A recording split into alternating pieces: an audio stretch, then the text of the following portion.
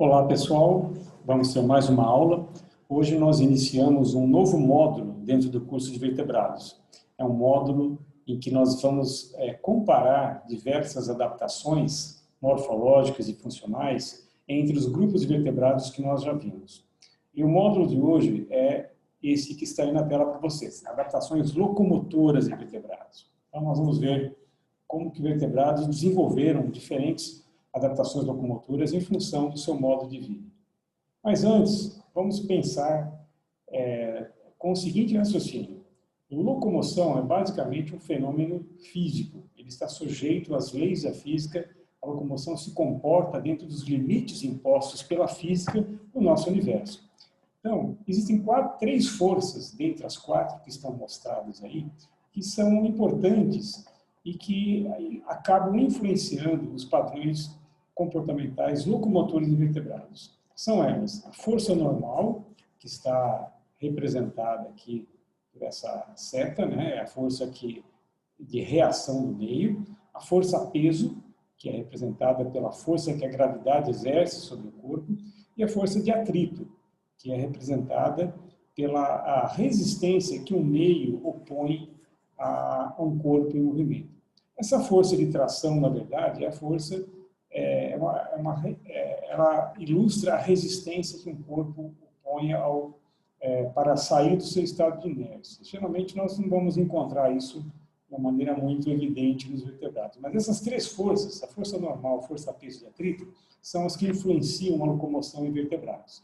E quem tiver mais interesse sobre isso pode ler a primeira lei de Newton, está aqui em latim, para que vocês possam depois entendê-la melhor. Ok? Então, vamos observar que, basicamente, nós temos quatro meios, cada um com suas peculiaridades físicas, que acabam influenciando a locomoção em vertebrados. O meio líquido, o meio aéreo, o meio terrestre, e dentro do meio terrestre nós vamos encontrar muitas variações. Só rochas, um ambiente tridimensional, resultado da diferente configuração espacial que a vegetação pode assumir, e assim por diante. Então, cada meio cada meio exerce pressões evolutivas que vão determinar certos padrões locomotores em alguns grupos. Esse diagrama mostra os três principais meios, água, terra e ar, e os grupos que se desenvolveram, que desenvolveram adaptações locomotoras em cada meio. Então, no meio água, que está aqui nessa coluna, a água é o único meio que conseguiu abrigar todos os grupos de vertebrados. Então, desde peixes, passando por anfíbios, répteis, aves, chegando até mamíferos, nós vamos encontrar todos esses grupos representados com padrões locomotores no ambiente aquático. Existe um ambiente de transição entre a água e a terra, em que alguns grupos conseguem se aventurar, né? Então, focas são animais que vivem em ambientes de transição, algumas aves aquáticas, tartarugas. Mesmo entre os peixes, nós vamos encontrar algumas formas, lembram-se disso na aula de peixes, né? E, claro, sem falar nos anfíbios. O ambiente terrestre é um ambiente que exclui, por exemplo, peixes, com exceção daquelas espécies que conseguem transitar rapidamente no ambiente terrestre, ou então nele viver em condições especiais, como peixes pulmonados durante a estivação. Nós vamos ver que o ambiente terrestre é restritivo à totalidade dos grupos de vertebrados, mas aves, mamíferos, répteis, anfíbios, em geral, conseguiram se dar bem. Aí nós vamos ter, novamente, uma fase de transição aqui entre terra e ar. Por que de transição? Porque, na verdade, embora todos os vertebrados possam voar, todos os grupos desenvolveram o voo planado. Então, peixes voam, né? Sapos, lagartos, aves podem utilizar o voo planado também como uma alternativa e diversos mamíferos também realizam voo planado. Esse tipo de voo, ele contrasta com o voo verdadeiro, que, como nós já vimos, é uma peculiaridade de apenas 3 grupos de vertebrados que já passaram pela Terra: os pterossauros, as aves e os morcegos. Então, esse diagrama é importante porque mostra, né, de modo comparável, o sucesso adaptativo na conquista de diferentes ambientes.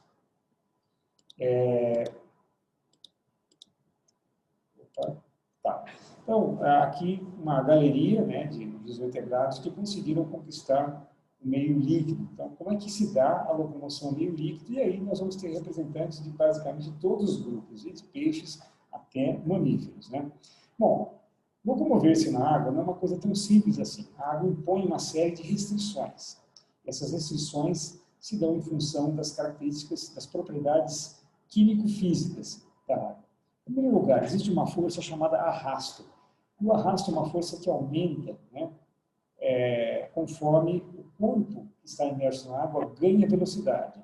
O arrasto é maior quanto maior for o corpo. Então, já aqui é a primeira propriedade física. O arrasto é proporcional à velocidade do corpo e também ao seu tamanho. Além disso, a água ela é um meio que é 830 vezes mais denso do que o ar. Então, ela apresenta como característica essa alta densidade, coisa que o deslocamento aéreo praticamente não vai encontrar. A água também é mais viscosa, ela opõe resistência à movimentação do corpo. E a viscosidade da água é 80 vezes maior do que a do ar. Além disso, e da mesma forma que acontece no ambiente aéreo, existe uma variação de pressão, que no caso da água, a pressão aumenta conforme aumenta a profundidade. Mas, igualmente com o ambiente aéreo, a água, o ambiente aquático, é um ambiente tridimensional. O vertebrado pode manter e controlar a posição do seu corpo e orientá-lo de diferentes maneiras, coisa que num ambiente bidimensional como a Terra, na superfície, nós não conseguimos orientar o nosso corpo tridimensionalmente e, além disso, também tem a gravidade atuando. Então, guardem essas características. Vamos falar um pouco das forças de arrasto. Elas são representadas pela densidade do fluido.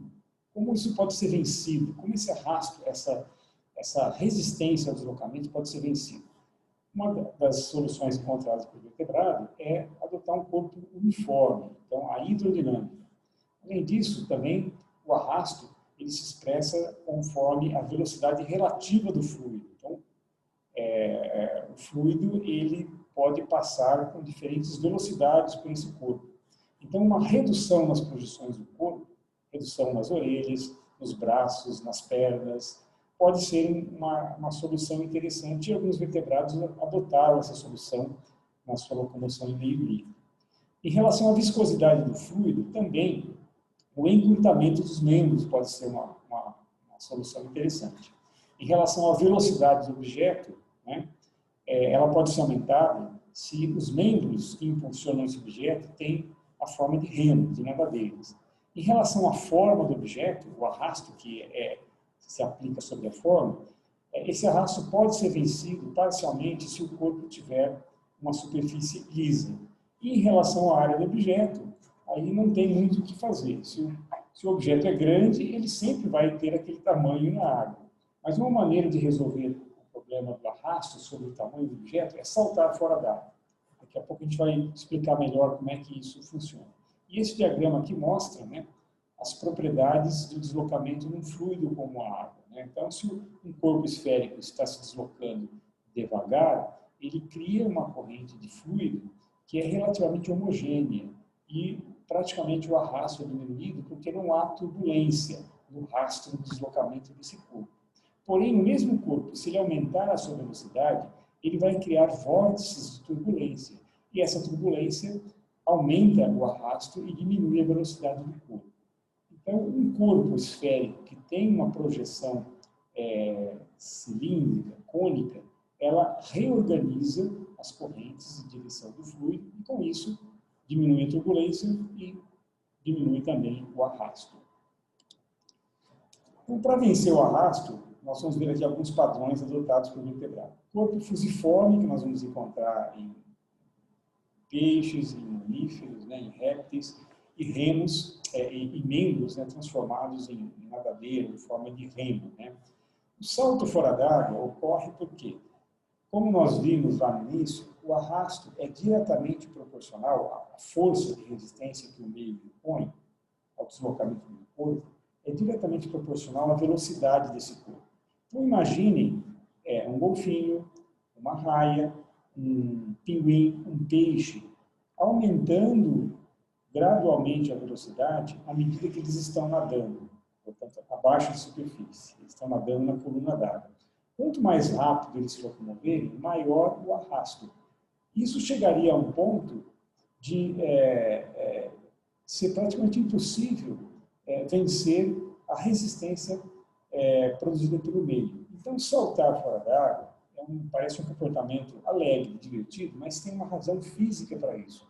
Muitos bichos que se locomovem em grande velocidade sob a água podem fazer saltos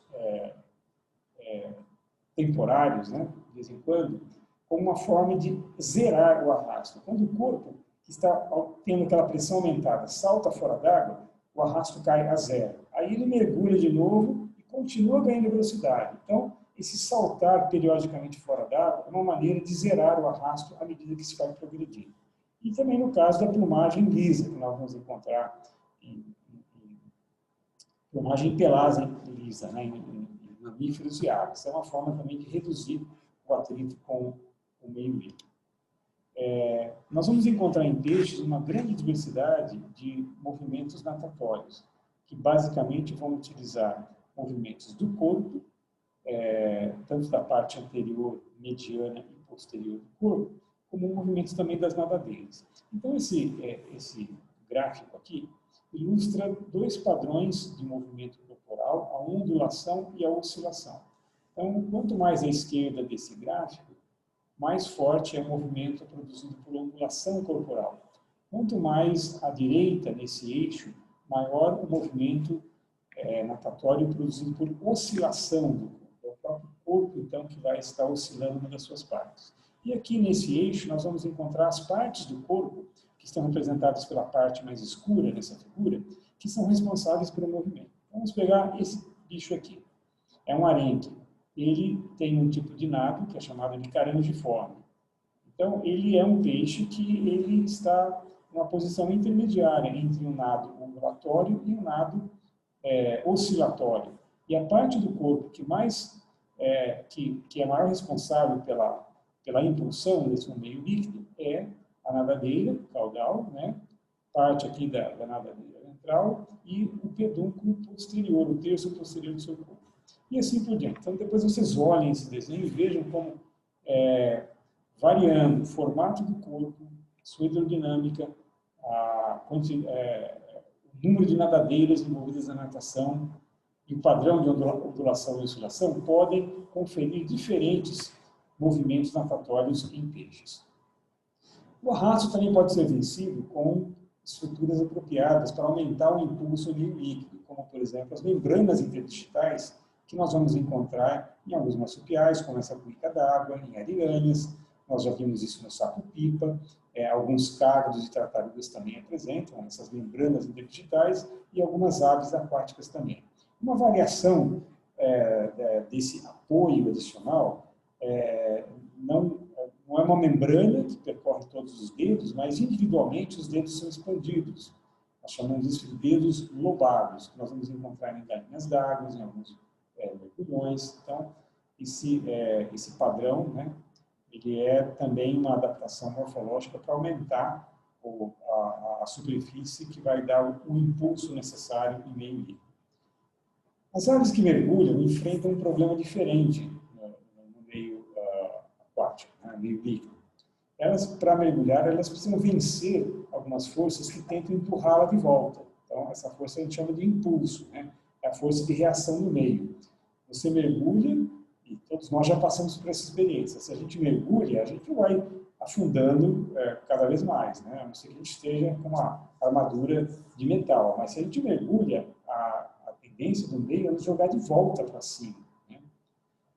Bom, se você não sabe nadar, uma hora você vai afundar mais cedo ou mais tarde. Mas como vencer essa força de reação do meio a um corpo que mergulha?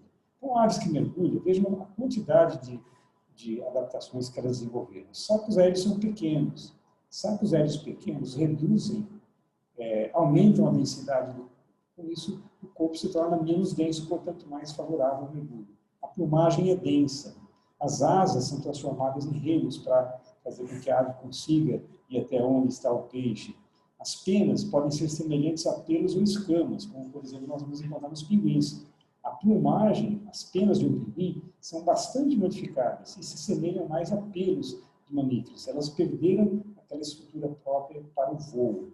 Além disso, aves mergulhadoras podem ter pés palmados ou dedos lobados, pernas curtas implantadas na extremidade posterior, que é uma maneira de facilitar o deslocamento subaquático. As fendas nasais são oclusas, então, um bicho que mergulha, às vezes, de 10, 15 metros, quando ele bate na água, a água entraria pelas suas narinas e certamente iria afogar o bicho, ia penetrar seus pulmões. Então, as mergulhadoras têm as fendas nasais oclusas e, com isso, elas têm que necessariamente respirar pela boca. Né? Os ossos são mais densos, existe uma formação de gordura subcutânea que ajuda na manutenção do calor corporal, quando a ave está mergulhando em certa profundidade em água fria. Muitas espécies não têm a glândula bupigial, nós vamos ver o que é essa glândula, além do que, fisiologicamente, o seu organismo está adaptado a lidar com uma certa concentração um pouco mais exagerada de gás carbônico e também passa por mecanismos de oxigenação anaeróbica. Vejam nessa figura que nós temos uma tartaruga, né, uma ave, aqui um leão marinho e um golfinho. Né? São dois mamíferos, uma ave e um réptil. Como os membros convergiram, né, resultando em formatos de remo, de natadeira, né? Então é uma convergência bastante interessante que nós vamos encontrar e que surgiu de modo independente em diversos grupos de vertebrados. Muito bem, saímos da água e vamos para a terra. E aqui estão alguns vertebrados que exibem diferentes tipos de adaptações para se locomover em terra, seja embaixo da terra, como essa toupeira, seja na sua superfície, ou então muito acima da terra, né, do solo, nas árvores, como alguns primatas e alguns anfíbios. Então, vamos ver em detalhes algumas dessas adaptações. Animais que, vertebrados cavadores e fossoriais, são aqueles que vivem parte da sua vida embaixo da superfície, do solo. Existem vantagens evidentes na vida fossorial. Alguns alimentos são relativamente bem encontrados e fartos embaixo da terra, como raízes e alguns insetos, e que estão indisponíveis para os bichos que ficam lá em cima. Então, o animal fossorial tem acesso a alguns recursos que os animais de superfície não têm. Além disso, eles podem se abrigar dos extremos de temperatura, e o fato de estar oculto visualmente a quem está em cima pode ser uma boa defesa contra predadores.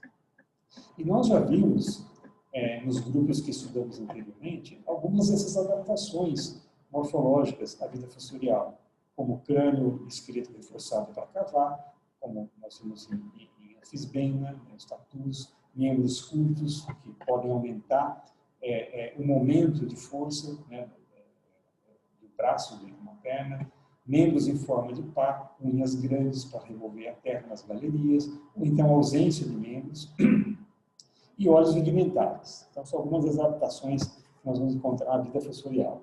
Alguns vertebrados rastejam e não têm membros, e as serpentes são um bom exemplo desse grupo. E aqui uma figura mostrando os diferentes padrões de locomoção de serpentes. Pode ser sanfonada, né? Como ela recolhe e expande as alças do seu corpo, ou então um padrão chamado de serpentino, ela vai serpenteando por aqui, uma ondulação lateral, como essa cascavel dos desertos aqui da América do Norte, que deixa, né, essas estrias na areia, né, que são produzidas pela parte ventral do corpo, conforme ela forma uma onda para progredir, ou então um deslocamento retilíneo. No caso de serpentes que rastejam, né, as escamas ventrais são diferentes das escamas menores, né, que nós encontramos no restante do corpo. Então, as abas, as extremidades ventrais dessas escamas, elas são relativamente superpostas e elas podem se afastar ligeiramente para ancorar nas saliências do substrato. Com isso, elas têm um ponto de apoio para poder caminhar. Alguns vertebrados que se locomovem em terra são chamados de marchadores, né, corredores, e o nome técnico para isso é cursorial. Então, vertebrados cursoriais. Nós temos aqui uma comparação entre 3 tipos de locomoção cursorial, dependendo do tipo, dependendo do ponto do membro que está em contato com o substrato. Então, depende do tamanho relativo de pé e do modo de contato com o substrato.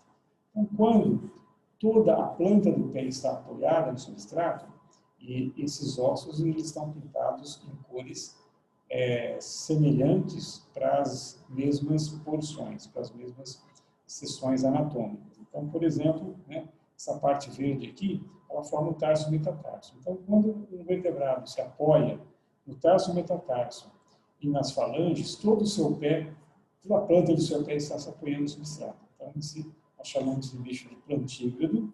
Quando os dedos estão apoiados no substrato, é digitígrado.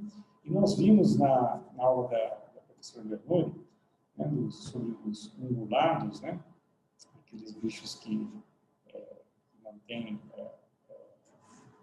a ponta, né, do casco na superfície, então são os ungulígrados, certo? Então, vejam que, comparativamente, menos partes do corpo se apoiam no substrato conforme a gente vai de plantígrado para ungulígrado. E aqui está a correspondência dos ossos. Alguns cursores quadrúpedes, né, que se apoiam então à ponta dos dedos, como lagartos, quando estão correndo. Vejam que o deslocamento cursorial pode não ser realizado de modo permanente pelo animal. O lagarto, quando está caminhando, ele tem um modo de contato com o substrato, então todo o seu pé está apoiado no substrato, mas quando ele corre, a ponta dos dedos é que toca o substrato. Então, seria uma coisa funcionalmente equivalente, né, ao toque que esse artiodátilo, esse cetartiodátilo, né, tem, né, uma zebra, e o elefante. O elefante está apoiando toda a planta do pé. Externamente, sim, é o que nós vemos, mas se nós formos fazer um olhar de raio-x para os ossos do elefante, nós vamos ver que no seu esqueleto, o que está, de fato, apoiando no solo é a ponta dos dedos. Então, na verdade, um elefante é digitígrado, mas o crescimento das almofadas que formam o pé nos dão a impressão de que ele está apoiando toda a planta do pé. Mas, na sua estrutura óssea, na estrutura óssea do pé, é a ponta dos dedos que tem o contato com o substrato. Alguns cursores bípedes, né? Então, aquele famoso lagarto que corre sobre as águas na ponta dos dedos, né? Muitas aves perderam os dedos. O caso máximo de redução de dedos que nós vamos encontrar são os avestruzes, em que apenas 2 dedos, né, dos 4 inicialmente surgidos com as aves, sobraram, né? Esse bicho é um cursor muito famoso. Não sei se vocês conhecem, mas ele tem aparecido, né? Aparece em alguns desenhos. Ele fez parte, né, da nossa memória infantil para muitos da nossa geração.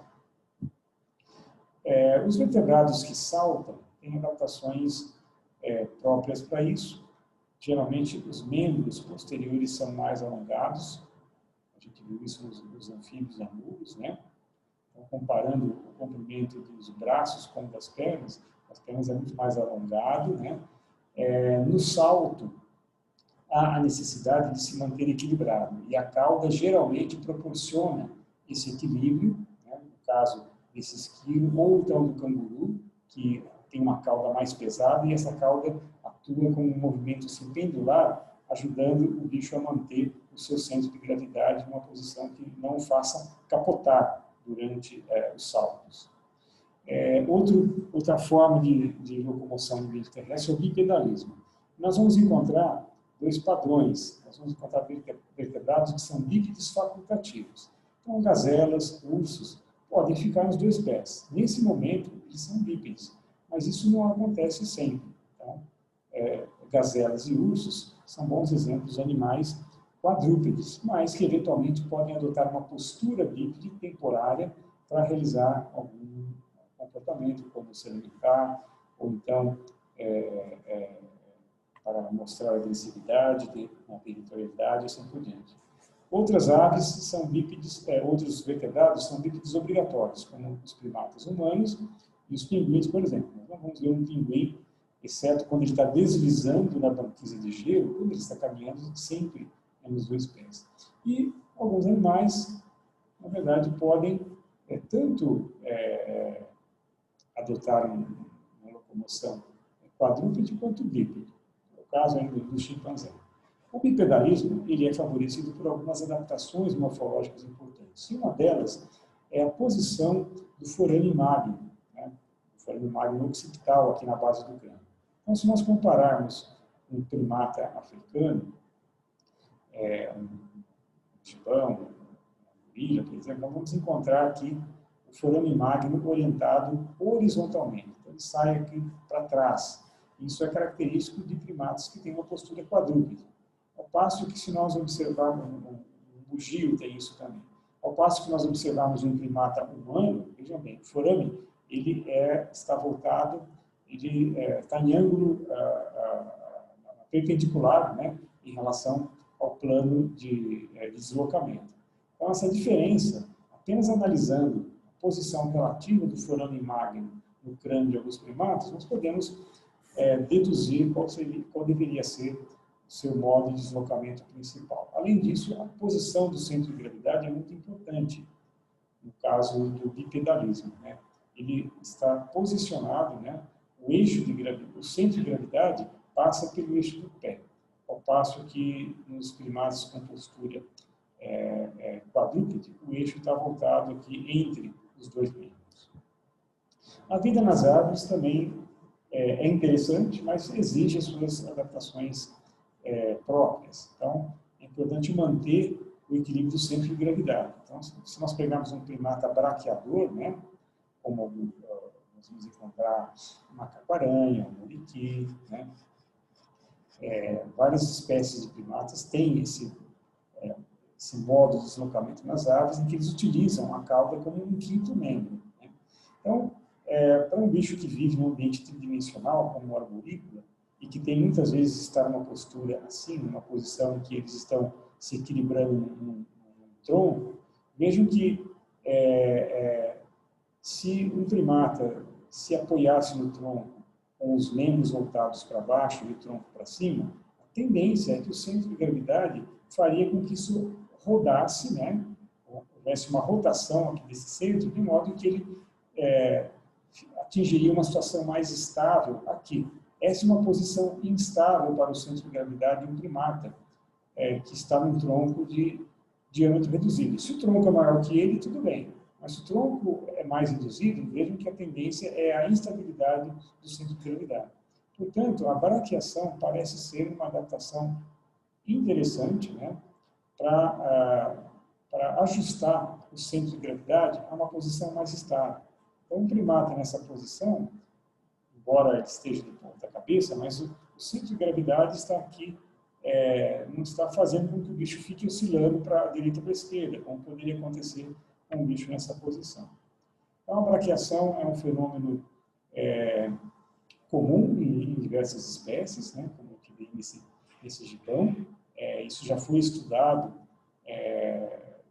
com detalhes, com divisões das diferentes fases de apoio, fase de balanço. Enfim, a braquiação acaba se tornando um modo de locomoção bastante eficiente e que gasta pouca energia. Portanto, num ambiente estruturalmente complexo e tridimensional, como um ambiente arborícola, uma floresta, essa foi uma solução encontrada por primatas. Dentre as estruturas que têm contato com o substrato, né, vamos encontrar garras e dedos, né? Aves têm garras, aqui é um filhote de uma cigana, é uma espécie que ocorre nos manguezais do norte do país, e os filhotes apresentam uma garra vestigial que depois desaparece nos adultos.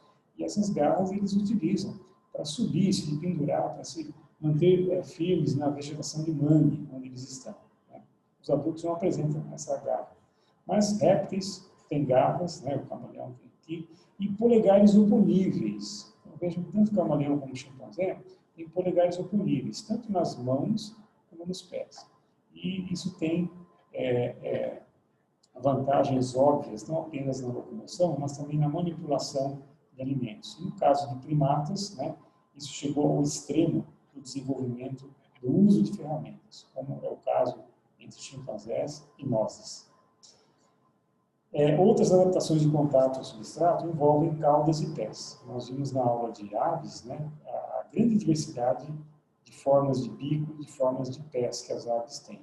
Isso, sem dúvida, também está nos pés, essa variação na forma do pé está relacionada com padrões diferentes de locomoção. Então, nós temos aves mais adaptadas a trepar em substratos verticais, outras a se empoleirar.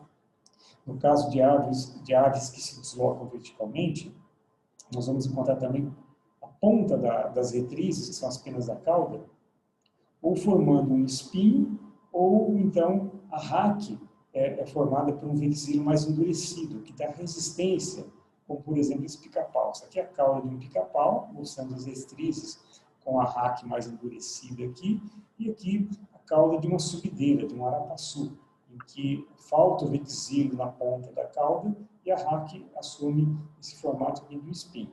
Nos dois casos, eles não dão impulso com a cauda. A cauda é apenas um órgão auxiliar de apoio. O verdadeiro impulso é dado com os pés, eles saltam na vertical.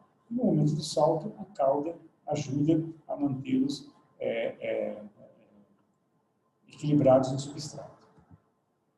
Nós vamos encontrar também a presença de cauda prênsil, que apareceu também de modo independente em peixes, em lagartos, em mamíferos, tá?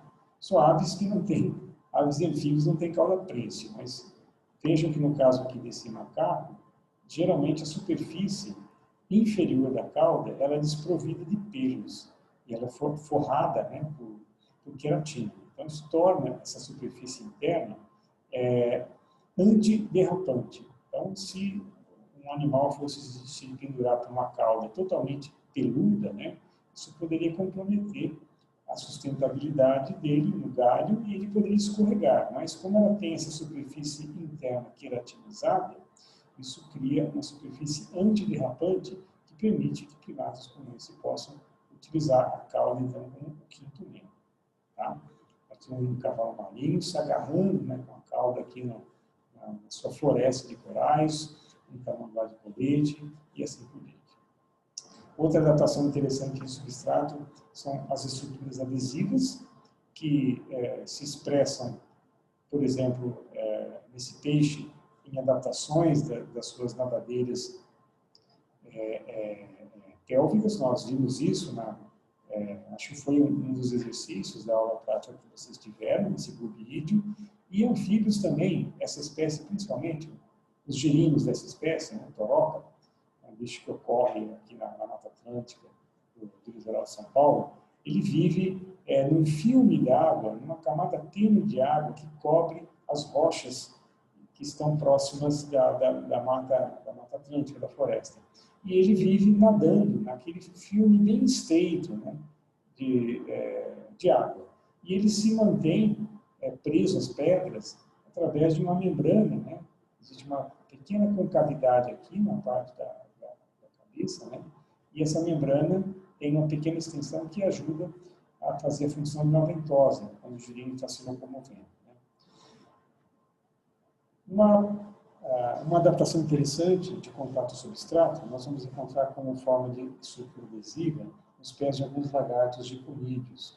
Então, são as famosas pererecas de parede. Por que a gente encontra na nossa casa perereca andando no vidro, na janela, no forro, nas paredes, sem cair?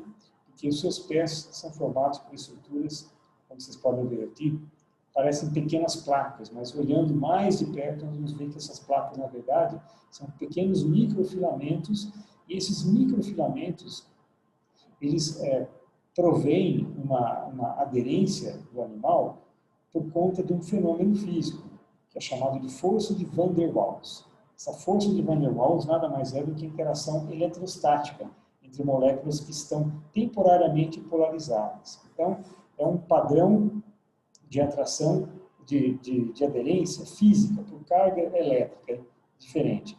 Isso não é uma ligação muito forte, mas é o suficiente para que o bicho possa ir movendo passo a passo, mudando seus passos na parede, no substrato onde ele está.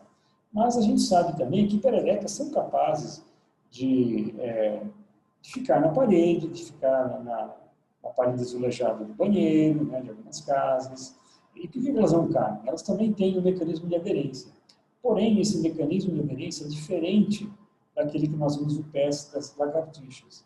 Aqui, a força de atração é dada principalmente pela aderência química de um muco que é produzido na superfície por esses poros e drenam, né, aqui na superfície desses pequenos microtúbulos. Então, essa aqui é a pata, né, a ponta do dedo de uma perereca. Cada hexágono desse está aqui representado, e cada hexágono desse, na verdade, é formado por uma série de nanotúbulos. São os mucos que se abrem na superfície da ponta dos dedos e que formam essa ligação, uma atração capilar, né, entre o pé do bichinho e o substrato.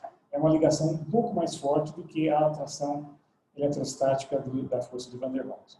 E por último, vamos ver alguns vertebrados que se locomovem no ar. E nós já vimos que apenas 3 grupos de vertebrados conseguiram voar ativamente na história da Terra. Os pterossauros, as aves, os morcegos. Voar é um problema, né? Quem já voou ou quem já teve que pagar para voar sabe que não é uma coisa tão simples como andar de bicicleta ou de skate. Por quê? Nessa coluna a gente tem uma série de problemas que têm que ser resolvidos para se voar. Eliminação de peso, propulsão, aerodinâmica, manutenção do equilíbrio, produção e conservação de energia. As adaptações morfofuncionais que tentam contornar esses problemas se encontram nos vertebrados com esqueleto, na sua musculatura, na redução de órgãos, numa dieta não fibrosa e assim por diante. E também existe uma série de adaptações comportamentais que, juntamente com as adaptações morfofuncionais, tentam vencer e solucionar esses problemas impostos por restrições físicas, né, do nosso universo físico. Então, como é que isso pode ser solucionado por alguns grupos de vertebrados? Bom, nós já vimos que todos os vertebrados, em todos os grupos, nós encontramos formas que voam, mas a grande maioria dessas espécies apresentam voo planar. Então, peixes voadores, lagartos voadores, que tem uma membrana que se abre, né, conectada aqui no flanco do corpo, esquilos voadores, o colugo, que nós já falamos também, acho que apareceu na aula passada, lagartixas voadoras, sapos voadores, qualquer coisa voadora nós vamos encontrar em vertebrados, mas sempre ligado a voo planado, não é o voo ativo. E nesse aspecto do voo planado, o que nós vamos encontrar em vertebrados é uma convergência. Essa capacidade de planar no meio aéreo aconteceu, né, surgiu de modo independente em vários grupos de vertebrados, como a gente pode ver aí nessa figura, né? Então, lagartos voadores, eles abrem essa membrana, afastam as costelas, né? Cria-se uma aba aqui de sustentação e com isso ele consegue se atirar de uma árvore para outra. Até cobras são capazes de voar. Essa cobra encontrada na Ásia, ela também consegue afastar as suas costelas de modo a criar um plano, né, uma seção transversal do corpo. Nós vamos encontrar uma coisa mais ou menos assim, ou seja, uma superfície inferior achatada e uma superfície superior côncava. Isso é exatamente o formato da asa de uma ave. A asa de uma ave é um aerofólio. Sempre que a gente tem uma estrutura com superfície inferior plana e superior convexa, isso pode agir como um aerofólio.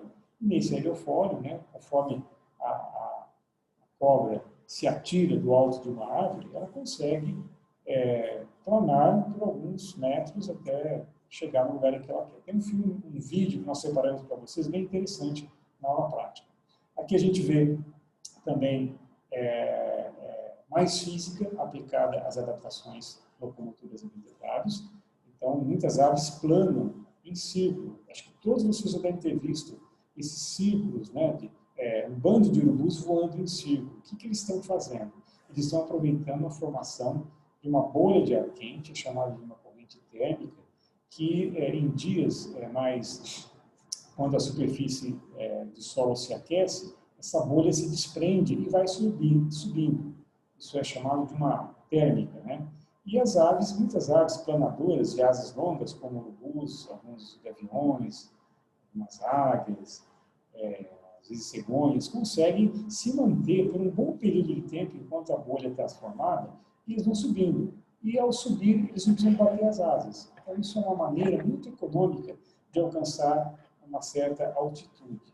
É claro que essa subida depende da massa da ave, a razão de planagem, então da velocidade horizontal, para onde ela vai cair. Então, o voo planado ele também tem as suas propriedades físicas. A gente não pode entrar muito nesses detalhes, mas é interessante que vocês saibam que o voo planado também é sujeito às limitações físicas. E aqui está a asa como aerofólio. Isso aqui é a asa de uma ave, né? Isso aqui é a parte da frente, que pega o ar de frente, chamado de bordo de ataque, e o bordo de fuga, ele é atenuado, ele tem uma extremidade atenuada. Então, isso cria uma superfície superior mais plana e uma superfície superior mais abaulada, mais arredondada. Basicamente, como é que funciona? O ar passa pelos dois lados, embaixo e em cima. Como a superfície de cima é mais curvada, é convexa, a tendência do fluxo de ar é ganhar mais velocidade conforme passa em cima do que embaixo. Portanto, se o ar leva mais tempo para passar embaixo do que em cima, a pressão que ele exerce embaixo é maior. Portanto, isso provoca a ascensão. Simplesmente isso. É como funciona uma asa de ave, como funciona uma ave de avião, não tem nenhum mistério. E por que uma ave consegue, então, manobrar o voo, brecar, acelerar, simplesmente mudando, né, a configuração, a posição da sua asa em relação à corrente, né, ao fluxo desse fluido que é o ar, e com isso ela consegue evitar turbulências, ela consegue criar turbulências quando ela quer frear o voo e assim por diante. Algumas aves têm asas especiais que permitem que elas realizem um voo totalmente diferenciado, como os beija-flores. Os beija-flores são as únicas aves que conseguem voar para frente, para trás, para cima, para baixo, e se comparando o braço, né, de um beija-flor com o de um albatroz, nós vamos ver equivalência dos ossos, mas uma configuração especial bastante diferente. A asa do beija-flor é muito mais curta, tem uma articulação com o ombro que faz com que o bicho consiga, né, girar a asa em todos esses planos diferentes. E por último, né, acho que todo mundo já curiosamente observou bichos voando em formação. Não é um fenômeno muito comum aqui na nossa região, já que as nossas espécies migram de uma maneira mais discreta. Mas nas regiões setentrionais, onde muitas espécies de aves migram, ver aves nessa formação de V é bastante comum. E sempre o pessoal se perguntava, mas por que elas formam esse V, né? O que elas querem ganhar com isso? Isso é só estética? O que é? Até que esse trabalho de 2014 mostrou em detalhes que essa formação, a distância entre cada ave e o grau de sobreposição da ponta das asas entre quem está à frente e quem está atrás, acaba criando uma corrente ascensional que favorece o deslocamento com um mínimo de esforço. Então, de novo, é mais física. Então, tem a ver com a sobreposição, né, da ponta das asas de quem está atrás e quem está na frente. É claro que quem está na frente não tem ninguém para sobrepor. E é por isso que a ave que lidera uma formação, um voo de formação, ela depois tem que trocar de lugar com os outros, porque os outros todos ganharam energia uns dos outros. Ela foi a que mais consumiu energia por estar aqui na frente. Mas alguém tem que estar na frente, né? Então, não se preocupe, mas as aves são justas nesse aspecto e elas vão trocando a sua formação em voo. Ok, gente? Mais detalhes a gente vai ver, então, na aula prática. Ok? Até mais, então.